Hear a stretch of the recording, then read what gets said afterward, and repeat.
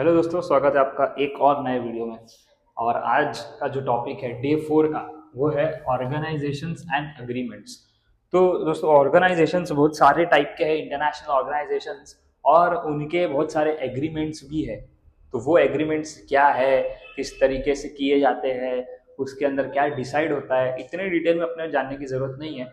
मगर अपने को ये जानना बहुत ज़रूरी है कि वो बने क्यों है, उसका काम क्या है। इसके रिलेटेड अगर एमसीक्यूज आते हैं तो अपने को पता है कि उसका राइट आंसर क्या है। इसके ऊपर ऑलरेडी पिछले साल भी मैंने एक सेशन किया था, जिसमें कुछ कॉमन चीज़ें यहाँ पे भी लिखी गई है, जिसको उसमें डिटेल में एक्सप्लेन किया था, और उसके नोट्स भी अवेलेबल है। उसके लिए आपको करना पड़ेगा एक काम, वो है डिस्क्रिप्शन पे टेलीग्राम चैनल की लिंक जा करके उसे आप सब्सक्राइब कर दीजिए टेलीग्राम चैनल को। वहाँ पे आपको पिछले साल की पूरी नोट्स, एमसीक्यूज और 50-50, 100-100 एमसीक्यू हर एक टॉपिक के आपको मिलेंगे फ्री ऑफ कॉस्ट। डाउनलोड कीजिए, प्रैक्टिस कीजिए और अपनी प्रिपरेशंस को मजबूत कीजिए। और इस चैनल पे नए आए हो तो सब्सक्राइब कीजिए, और उसकी भी प्लेलिस्ट जो ऑलरेडी एक्सप्लेन किया गया है, पिछले साल के जो नोट्स है उसकी डिटेल एक्सप्लेनेशन की प्लेलिस्ट ऑलरेडी अपलोडेड है।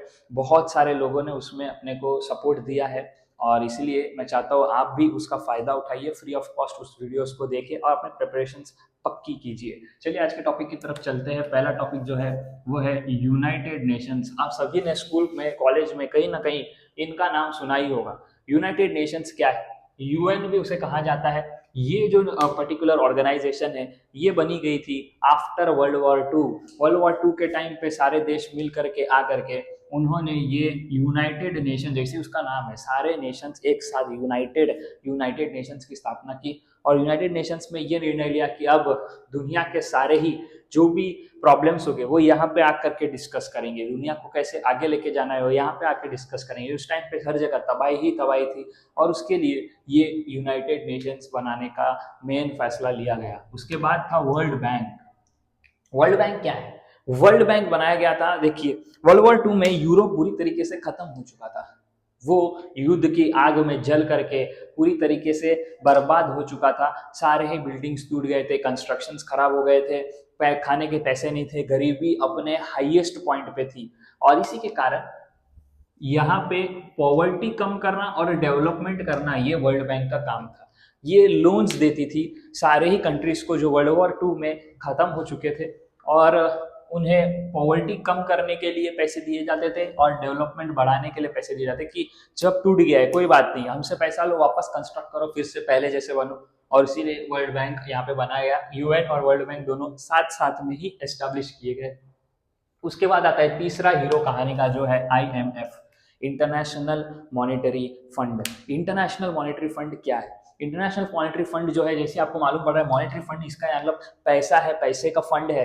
ये पैसे का फंड किसके लिए बनाया गया है? तो इंटरनेशनल ट्रेड एक्टिविटीज को मद्देनजर रखते हुए आईएमएफ ध्यान रखता है कि अगर ट्रेडिंग के लिए कोई भी देश की कोई भी रिक्वायरमेंट है, कुछ भी है पैसे के रिलेटेड, तो वो आईएमएफ पूरी करता है। फाइनेंशियल स्टेबिलिटी रहे, ये मेक श्योर करता है। अगर समझो कोई देश है जो बर्बाद हो गया, जैसे कल के सेशन में हमने बात की थी श्रीलंका के बारे में। तो श्रीलंका सपोज खत्म हो चुका है, उनके पैसे की बहुत जरूरत है, फॉरेन रिजर्व उनके पास है नहीं, तो वो किसके पास जाएंगे? वो जाएंगे आईएमएफ के पास, वो जाएंगे वर्ल्ड बैंक के पास, और ये दोनों मिल करके उसे लोन देंगे ताकि उनकी फाइनेंशियल स्टेबिलिटी फिर से आ जाए और देश आगे की तरफ बढ़ सके।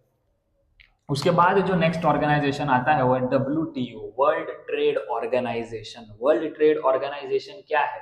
तो वर्ल्ड ट्रेड ऑर्गेनाइजेशन, जैसा नाम है, दुनिया का ट्रेड को कंट्रोल करे वो ऑर्गेनाइजेशन है वर्ल्ड ट्रेड ऑर्गेनाइजेशन। इसका काम है फिर से इंटरनेशनल ट्रेड को देखते हुए कि क्या ट्रेड बराबर हो रहा है, क्या कोई फ्री और फेयर प्रैक्टिसेस के अलावा माल प्रैक्टिसेस में घुसा हुआ है, क्या कोई गलत काम कर रहा है, क्या कोई देश जानबूझ के दूसरे देश को सता रहा है, क्या क्या कोई जानबूझ के कोई देश के ट्रेडर को माल बेचने नहीं दे रहा है। ऐसा कोई भी माल प्रैक्टिसेस अगर हो रहा है तो उसको डब्ल्यूटीओ टैकल करने की कोशिश करता है, समझाने की कोशिश करता है, बातचीत के टेबल पर लेकर के आता है। और कोई भी डिस्प्यूट है, अगर समझो ट्रेडिंग के रिलेटेड, कोई दो देश में, कोई क्या बोलते हैं, देशों के ग्रुपों में, तो उनको सबको टेबल पे लेके आएगा, बैठाएगा, बातचीत करवाएगा और एक सेटलमेंट लाने का ट्राई करेगा। उस डिस्प्यूट्स को सॉर्ट आउट करने का ट्राई करेगा। कौन करेगा? डब्ल्यूटीओ करेगा, वर्ल्ड ट्रेड ऑर्गेनाइजेशन। इसके बाद जो ऑर्गेनाइजेशन आती है ये थी वर्ल्ड लेवल की, अब है रीजनल, जो अपने अपने रीजन्स के लिए बनाई गई है, जिसमें सबसे पहला है एशियन। क्या नाम है? एशियन, जिसका फुल फॉर्म है association of south Asian Nations. तो साउथ ईस्ट एशियन नेशंस जो है, एशिया में भी, साउथ में भी, ईस्टर्न रीजन, उसका ये संगठन है एशियन। इनका काम क्या है? इकोनॉमिक, पॉलिटिकल और सिक्योरिटी कोऑपरेशन करना। मतलब आपस में जो भी हम साउथ ईस्ट एशिया के देश है वो लोग क्या करेंगे? इकोनॉमिकली एक दूसरे का सहयोग करेंगे, पॉलिटिकली एक दूसरे का सहयोग करेंगे, और सिक्योरिटी रीजन में यानी हमारे आसपास के देश में कोई हमें बाहरी आदमी परेशान करने ना आए, कोई बाहरी देश हमारे में इंटरफियर ना करे, इसीलिए ढाल बनकर खड़े रहेंगे। ये ऑर्गेनाइजेशन है Asian organization, association of south east Asian nation.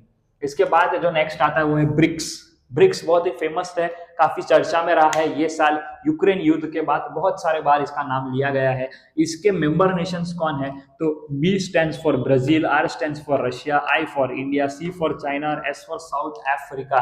ये उसके मेंबर नेशंस है। अभी काफी सारे और मेंबर्स जुड़ चुके हैं, बट ब्रिक्स जब स्टार्ट हुआ था तो इतने मेंबर नेशंस उसमें थे।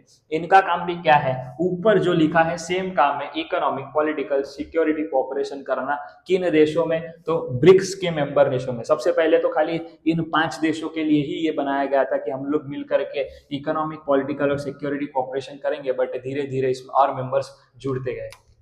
अगला आता है शांघाई कोऑपरेशन ऑर्गेनाइजेशन।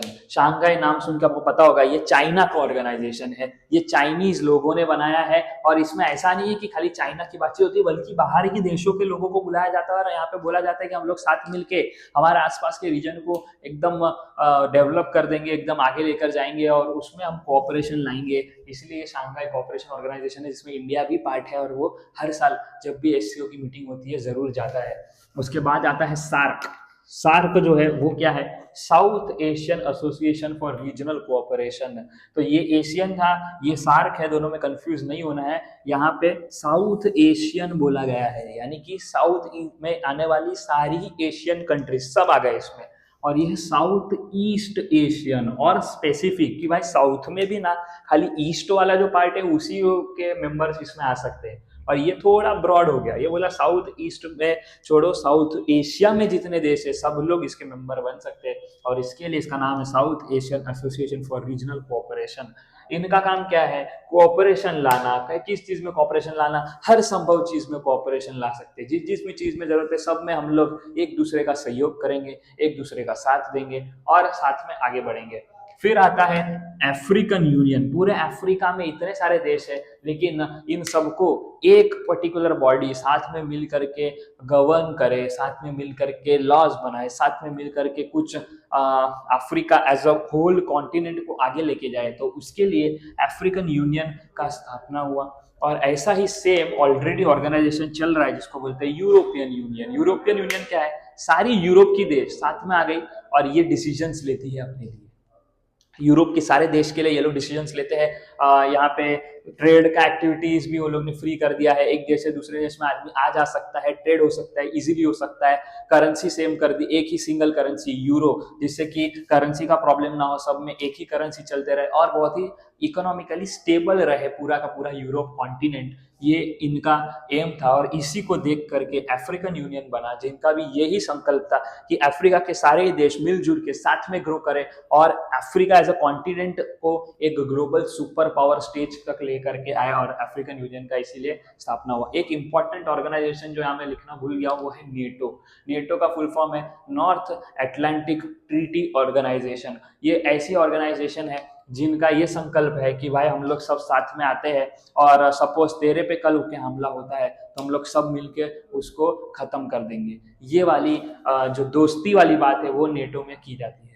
जिसके लिए कल सेशन अगर आप डिटेल में देखोगे, जिसमें मैंने रशिया यूक्रेन के बारे में समझाया था, कल या परसों के सेशन में रशिया यूक्रेन के बारे में मैंने एक्सप्लेन किया था। और वो रशिया यूक्रेन वाला जो सेशन था उसमें नेटो की क्या भूमिका है, क्यों हुआ था, वो नेटो कैसे एक इंपॉर्टेंट एस्पेक्ट है, वो डिटेल में समझाया है।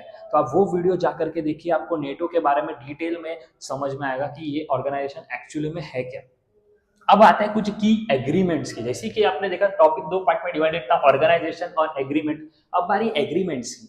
क्या एग्रीमेंट ऐसे है जो हमें जानने जरूरी है? पहला, Paris agreement on climate change.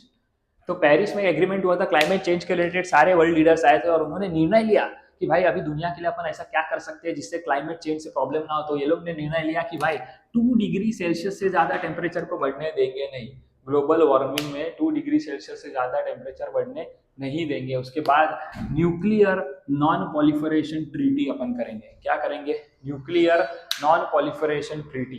Nuclear non proliferation treaty का मतलब क्या है कि ये न्यूक्लियर वेपन्स को स्प्रेड करने नहीं देंगे। हम लोग न्यूक्लियर वेपन्स को स्प्रेड करने नहीं देंगे, किसी को न्यूक्लियर वेपन्स बेचने नहीं देंगे, खरीदने नहीं देंगे, बनाने नहीं देंगे।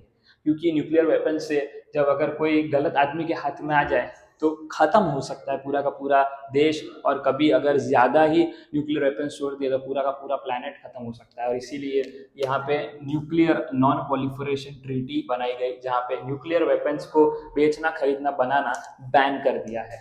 उसके बाद अगला जो आता है वो है comprehensive nuclear test ban treaty. यहाँ पे बोला है कि भाई न्यूक्लियर वेपन्स के टेस्ट ही नहीं करवा रहे। जब टेस्ट ही नहीं करेंगे तो फिर किस तरीके से हम न्यूक्लियर वेपन्स को बनाने का मौका ही देंगे? कोई भी देश को टेस्ट ही मत करने दो। जो नया बंदा है जिसके पास न्यूक्लियर वेपन्स पहले से थे, ठीक है, उसको परमिशन है।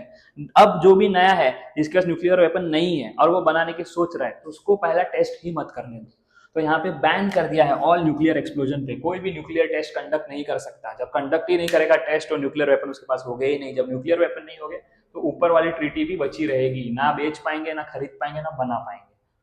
आखिरी जो एग्रीमेंट है वो है trade agreement, free trade agreement.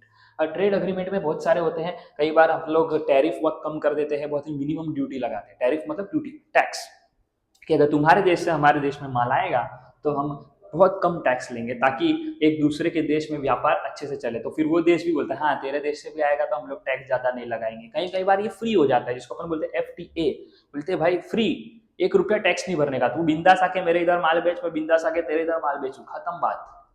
और ऐसे ही बहुत सारे देशों के आपस में ये ट्रेड एग्रीमेंट्स होते हैं। आज आप देख रहे हो यूएस जो है, जैसे ही ट्रम्प आए हैं उन्होंने क्या किया है कि ट्रेड एग्रीमेंट्स में बहुत ही बड़ा उलटफेर कर दिया है।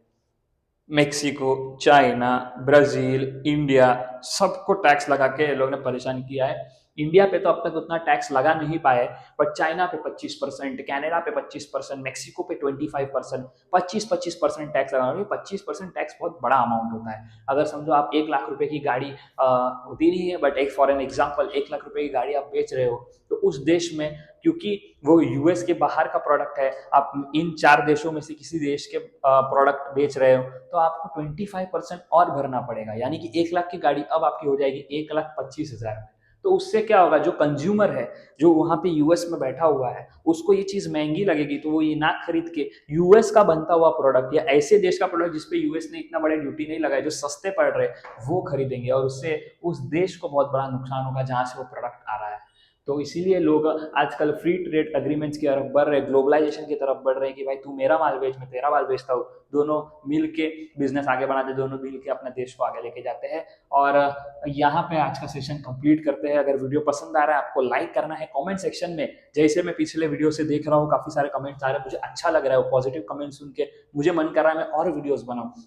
तो बस ये आपको करते रहना है। कोई भी टॉपिक है जो आपको चाहिए और डिस्कस हो, उसके बारे में बताना है। और कोई भी ऐसी एक्टिव डिस्कशन है जिसको आपको लगता है कि मैं हिस्सा बनना चाहिए, वो आप कमेंट सेक्शन में कर सकते हैं, आपस में कर सकते हैं, और सारे लोग उसमें अपने आइडियाज जोड़ सकते हैं। और मैं भी टाइम निकाल के कमेंट्स देखते रहूंगा, और मुझे लगा जिसकी कमेंट्स की रिप्लाई देना जरूरी है, उन सबको मैं रिप्लाई देने की पूरी कोशिश करूंगा। तो कमेंट सेक्शन आप भर दीजिए और वीडियो को शेयर कीजिए अपने सारे सीटी एस्पिरेंट्स के साथ। चैनल को सब्सक्राइब नहीं किया है, अभी सब्सक्राइब करिए, बेल आइकन दबाइए, बिकॉज कोई भी वीडियो मिस नहीं होना चाहिए, उससे आपकी प्रिपरेशंस हिंडर हो जाएगी।